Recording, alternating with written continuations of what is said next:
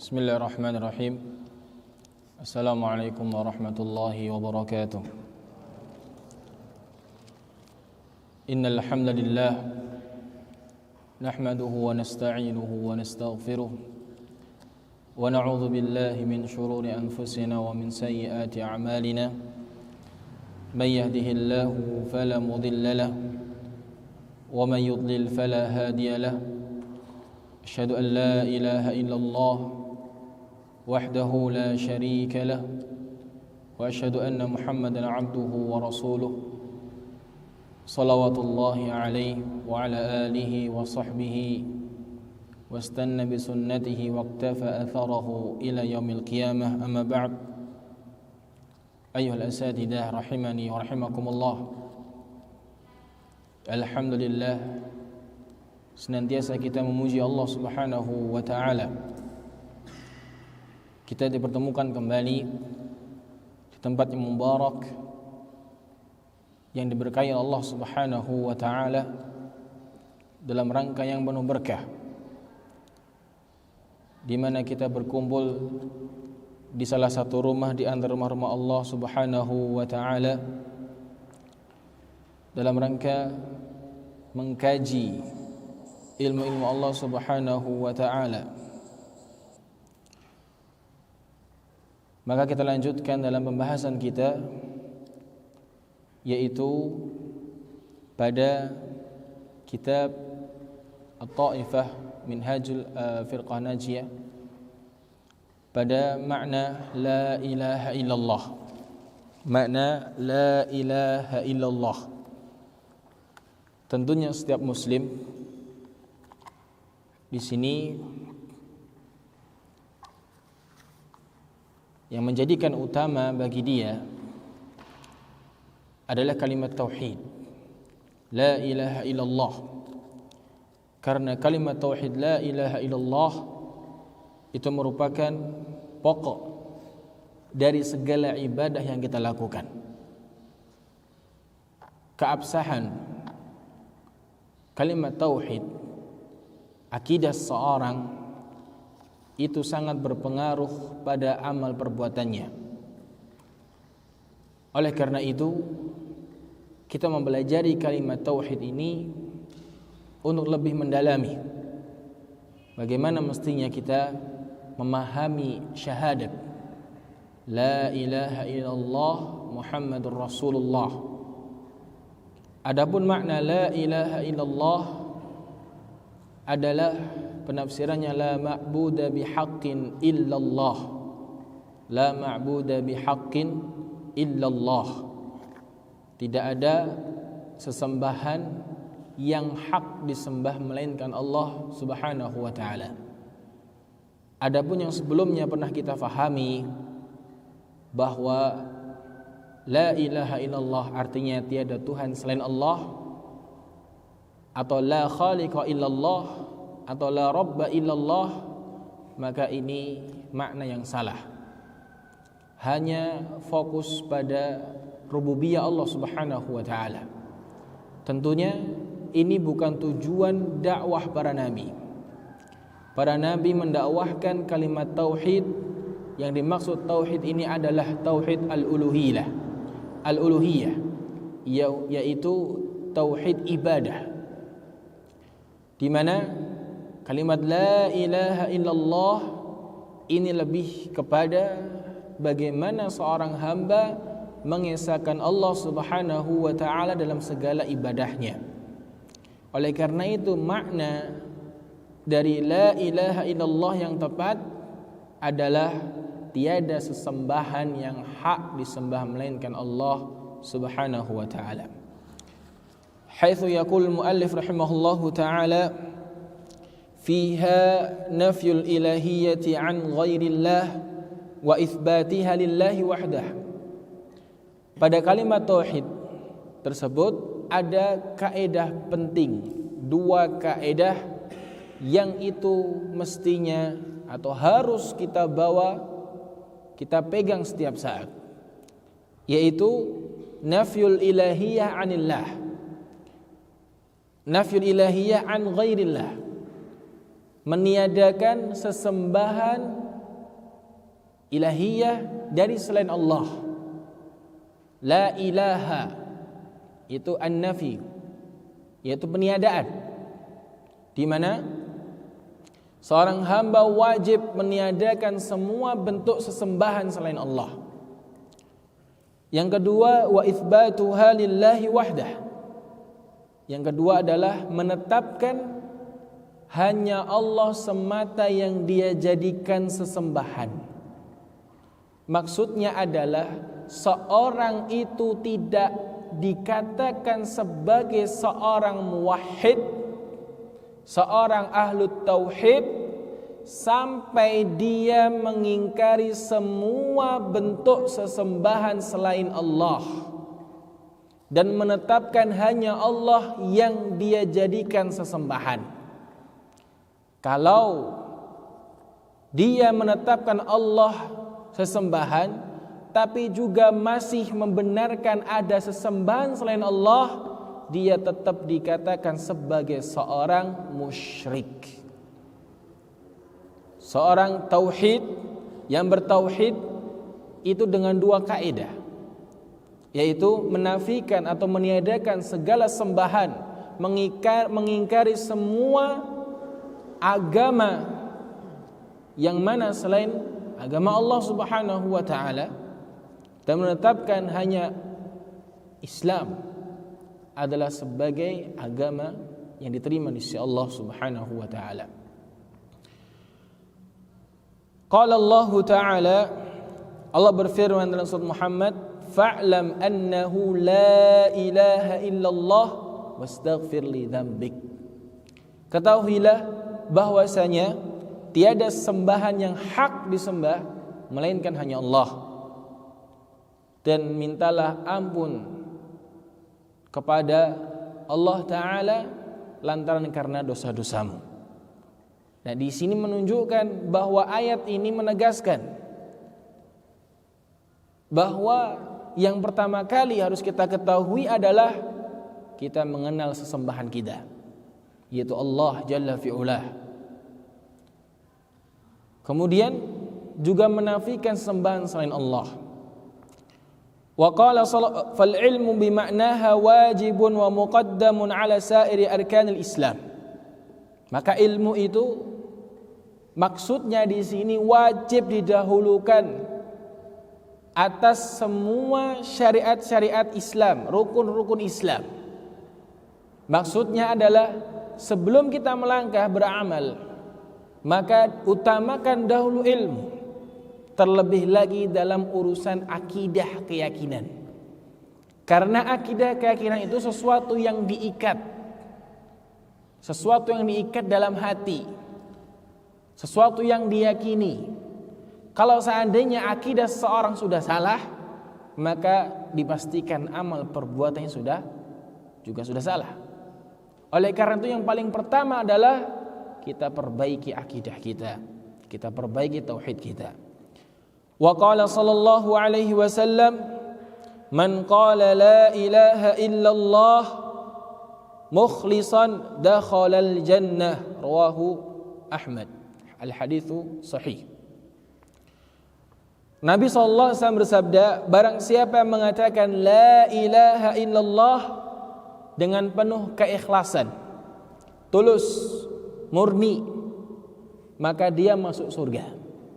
Tentunya man qala di sini bukan sekedar berkata, bukan hanya sekedar mengatakan, akan tetapi ini makna lebih daripada itu. Maknanya mengimani, yaitu mengatakan dengan lisan, meyakini dalam hati, mengamalkan dengan anggota badan. Oleh karena itu, seorang mengatakan la ilaha illallah agar diterima kalimatnya memiliki beberapa syarat. Memiliki beberapa syarat yang itu harus dia penuhi. Sehingga tidak sekedar hanya mengatakan asyhadu an la ilaha illallah, akan tetapi dia juga harus mempelajari bagaimana dia harus memenuhi syarat-syarat la ilaha illallah. Syarat-syaratnya yang disebutkan oleh Syekh Al-Hafidz Al-Hakami rahimahullahu taala, yaitu al-ilmu wal yaqinu wal qabul. Al-ilmu wal yaqinu wal qabul wal inqiyadu fadri ma aqul. Yang pertama al-ilmu, dia harus tahu. Tahu apa? Tahu kalimat tersebut. Bukan sekadar mengatakan, tapi tahu, faham maknanya. Kemudian wal yakin, harus meyakini. Harus meyakini apa yang dia ucapkan, bahwasanya tiada sembahan, maksudnya sembahan selain Allah, dan hanya Allah Ta'ala yang dia jadikan sembahan. Kemudian wal qabulu, dia harus terima, menerima hanya Allah semata yang dia sembah, dia minta tolong. Kemudian yang keempat wal inqiyad, dia harus tunduk terhadap segala perintah Allah Ta'ala. Maksudnya di sini adalah kalau seorang itu mengatakan la ilaha illallah, maka dia mestinya sudah pasti tunduk terhadap syariat yang Allah tetapkan. Ketundukan tersebut harus ada pada dirinya. Wasidku fadri ma aqul, maka tahuilah apa yang aku tahui, apa yang aku katakan. Wasidku wal ikhlasu wal mahabbatu, kemudian as-sidq, jujur. Dia jujur apa yang dia ucapkan, bukan bohong. Bukan seperti orang-orang munafik yang mana dia mengatakan tapi sebenarnya dalam hatinya dia mengingkarinya. Wal ikhlas, harus ikhlas. Mengatakan syahadat la ilaha illallah, itu dia harus ikhlas, muncul dalam hatinya, bukan karena paksaan, bukan karena ikut-ikutan, bukan karena gak ngerti, tapi memang dia benar-benar ikhlas. Wal mahabbatu, dan cinta. Maksudnya cinta itu ya cinta kepada sembahannya. Waffaqallahu lima ahabbahu, semoga Allah Ta'ala memberikan kamu taufik pada apa yang dia cintai. Nah, syarat-syarat ini sebagai seorang yang mengatakan la ilaha illallah itu harus penuhi. Sehingga makna hadis man qala la ilaha illallah, barang siapa yang mengatakan la ilaha illallah dan dia memenuhi syarat-syaratnya dengan penuh ikhlas, dakhalal jannah, dia masuk surga. Dan di antara keutamaan tauhid itu banyak sekali ya. Wal mukhlis huwa alladhi yafhamuha wa ya'malu biha wa yad'u ilaiha qabla ghairiha. Seorang yang ikhlas itu bagaimana bentuknya? Seorang yang ikhlas itu dialah yang memahami kalimat tersebut, dialah yang mengamalkan kalimat tersebut, wa yad'u ilaiha, dan dia mendakwahkan, mengajak kepada kalimat tersebut sebelum yang lainnya.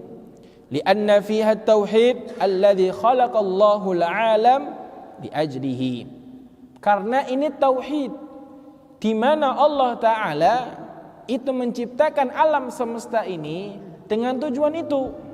Sebagaimana yang Allah Subhanahu wa Ta'ala firmankan, "Wa ma khalaqtul jinna wal insa illa liya'budun." Tidaklah aku ciptakan jin dan manusia kecuali hanya untuk menyembahku. Itu tujuan hidup.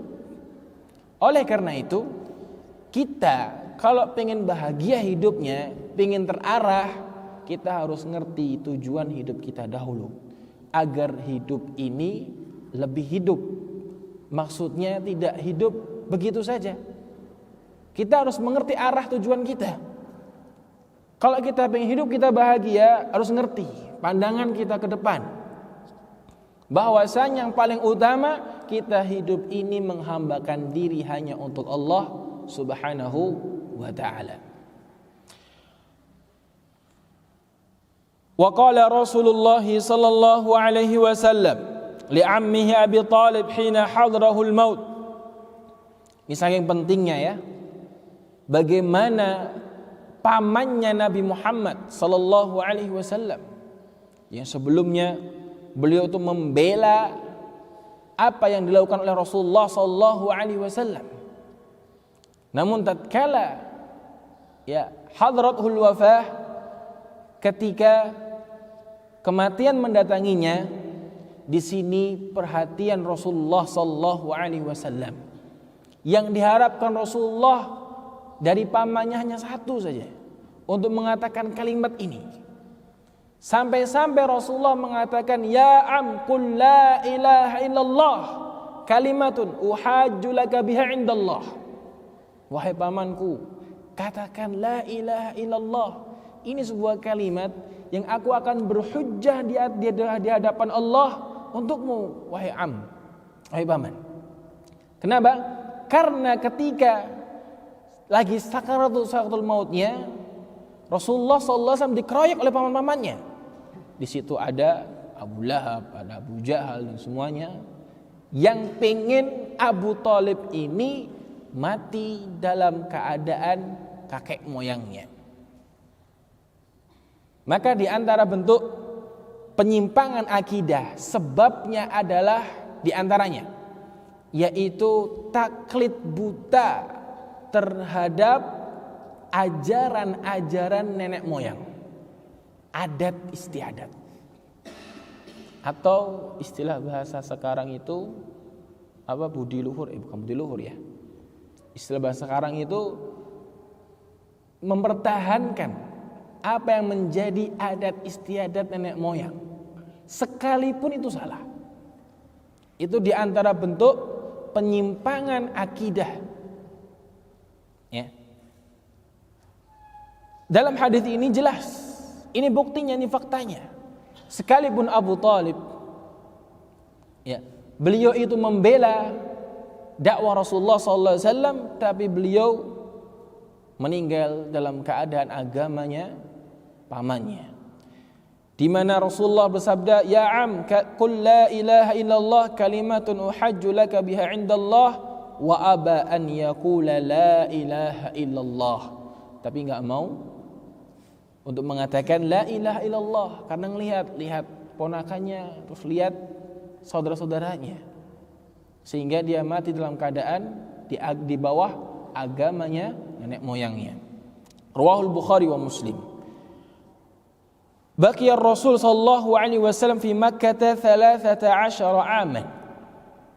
Di sini Rasulullah mendakwahi, ya, mengajarkan, mengajak kaumnya, kaum Quraisy untuk kembali kepada Allah di Makkah selama 13 tahun. 13 tahun beliau fokus pada membenahi akidah. Sekalipun walaupun ketika hijrah ke Madinah tetap beliau mengajak kepada tauhid. Akan tetapi 13 tahun di Mekah ini Rasulullah SAW pusat perhatian kepada tauhid. Yad'ul Arab qailan qulu la ilaha illallah. Mengajak orang-orang Arab untuk mengatakan la ilaha illallah. Faqalu ilahan wahida ma sami'na bihadza fi abaina al-awwalin. Suatu ketika Rasulullah sallallahu alaihi wasallam diperintahkan oleh Allah Subhanahu wa taala untuk berdakwah jahron, ya, terang-terangan. Saat itu Rasulullah sallallahu alaihi wasallam naik ke sofa, ya, dan menyeru semua penduduk Mekah, ya sabahah, ya sabahah. Kemudian beliau bertanya kepada penduduk tersebut, apa pendapat kalian kalau seandainya aku menghabarkan kepada kalian bahwa di belakang bukit ini ada pasukan yang siap untuk menyerang kalian? Amusaddiqiyya, apakah kalian itu membenarkanku? Maka mereka pun juga menjawab, kami tidak pernah, ya, mendengar engkau itu berdusta. Kemudian Rasulullah SAW mengatakan bahwasanya aku berdiri di hadapan kalian itu sebagai pemberi kabar gembira dan peringatan. Dan kemudian mengatakan sembahlah Allah Subhanahu wa taala semata. Lantas mereka terperangah dan mengatakan ma sami'na bihadza fi abaina al-awwalin. Kami enggak pernah dengar dari bapak-bapak moyang kami terdahulu seperti ini. Nah, di sini letak penyimpangan. Terlalu taklid, fanatik terhadap adat. Ya, adat itu bukan segalanya. Yang segalanya bagi kita adalah bagaimana ajaran Islam itu kita terapkan. Li'anna al-Arab fahimu ma'naha. Kenapa kok mereka sampai mengatakan seperti itu?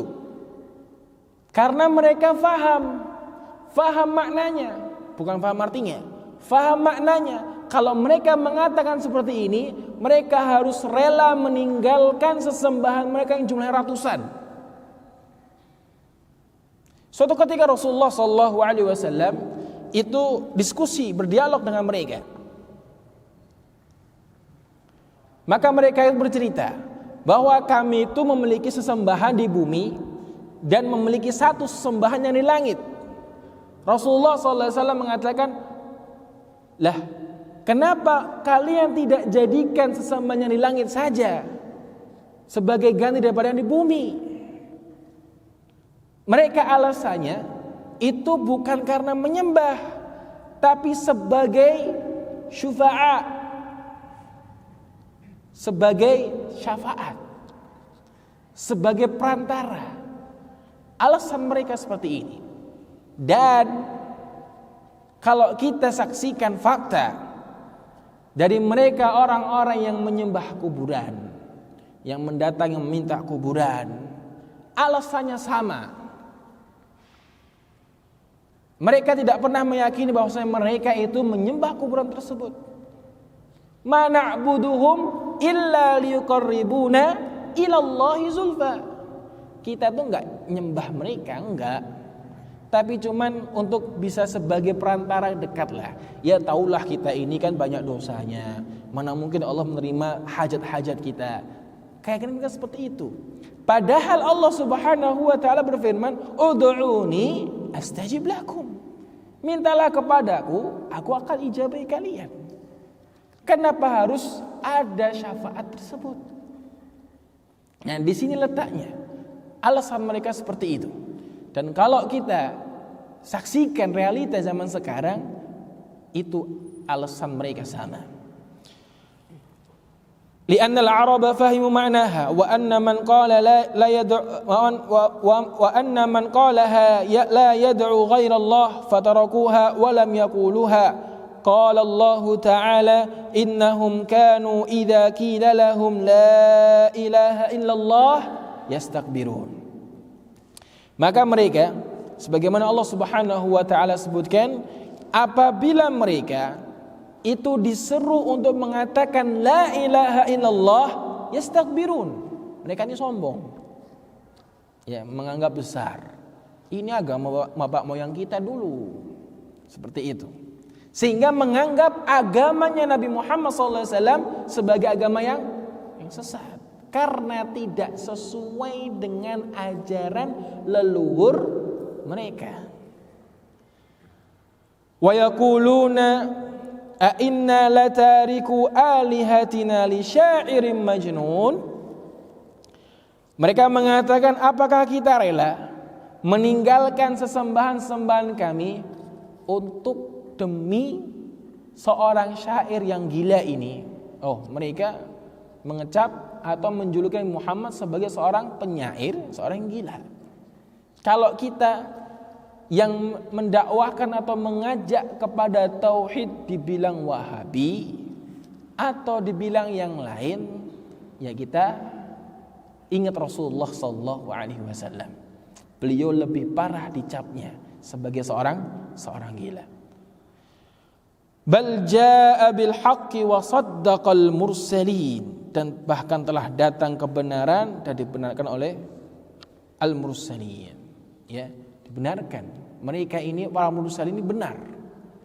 Dan mereka tentunya orang-orang Quraisy alasan mereka sama. Wa qala sallallahu alaihi wasallam man qala la ilaha illallah wa kafara bima yu'badu min dunillah haruma maluhu wa damuhu, rawahu Muslim. Ini keutamaan kalimat tauhid.